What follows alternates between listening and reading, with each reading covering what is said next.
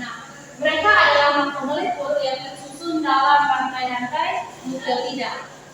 Selanjutnya kita akan melihat jenis-jenis dari asam nukleat, di mana jenisnya adalah DNA dan RNA. Nah, DNA adalah cetak biru genetik utama yang menyimpan instruksi lengkap untuk membangun dan mempertahankan organisme. Sedangkan RNA yaitu berperan penting dalam ekspresi gen dan membawa instruksi dari DNA ke ribosom untuk sintesis protein. Selanjutnya, kita akan melihat fungsi asam nukleat, di mana fungsi asam nukleat terdiri dari 3, yaitu sebagai penyimpan informasi genetik atau DNA menyimpan semua instruksi genetik yang dibutuhkan sel untuk berfungsi dan berkembang. Yang kedua, ekspresi gen. Nah, RNA menerjemahkan informasi genetik dari DNA menjadi protein yang merupakan pekerja molekuler sel. Selanjutnya, transmisi pewarisan. Nah, transmisi pewarisan ini dalam peran asam nukleat memastikan bahwa sifat-sifat genetik diturunkan dari satu generasi ke generasi lain. Selanjutnya, struktur RNA. Nah, RNA atau asam ribonucleat umumnya merupakan molekul untaian rantai yang terdiri dari nukleotida, di mana nukleotida ini berisi gula ribosa, gugus fosfat, basa nitrogen atau adenin, guanin, dan sitosin atau uranin, di mana keberadaan rutinin dan keberadaan uranin adalah ciri khas yang membedakan antara DNA dan RNA. Selanjutnya, struktur DNA. Nah, struktur DNA ini atau asam deoksiribonukleat dikenal dengan struktur heliks ganda yang ikonik, di mana terdiri dari gula deoksiribosa, gugus fosfat, basa nitrogen, adenin, guanin, sitosin, dan timin. Dua untaian terpilih ini dihubungkan oleh ikatan hidrogen antara basa nitrogen dan spesifik, atau biasanya dikenal dengan AKT dan GTP.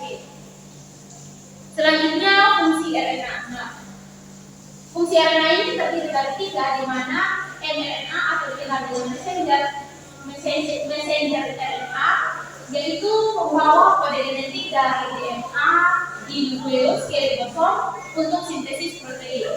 Selanjutnya, transfer RNA atau dikenal dengan tRNA, di mana fungsinya membawa asam amino ke ribosom sesuai dengan urutan kodon pada mRNA.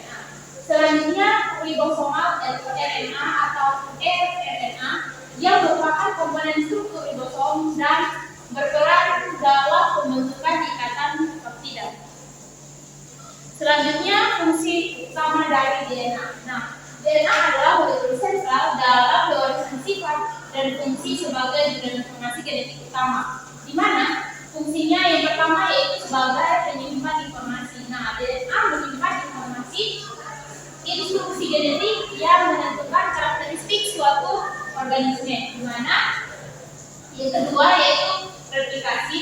DNA dapat membuat salinan diri sendiri yang memastikan informasi genetik diturunkan ke sel anak.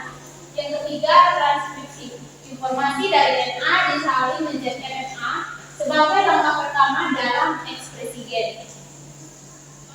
Selanjutnya, kita akan mengenal ikatan-ikatan penting dalam asam nukleat. Struktur asam nukleat dijaga oleh beberapa jenis ikatan kimia yang krusial, yaitu yang pertama ikatan fosfodiester, di mana ikatan ini menghubungkan nukleotida satu sama lain dalam satu untaian membentuk tulang punggung gula fosfat.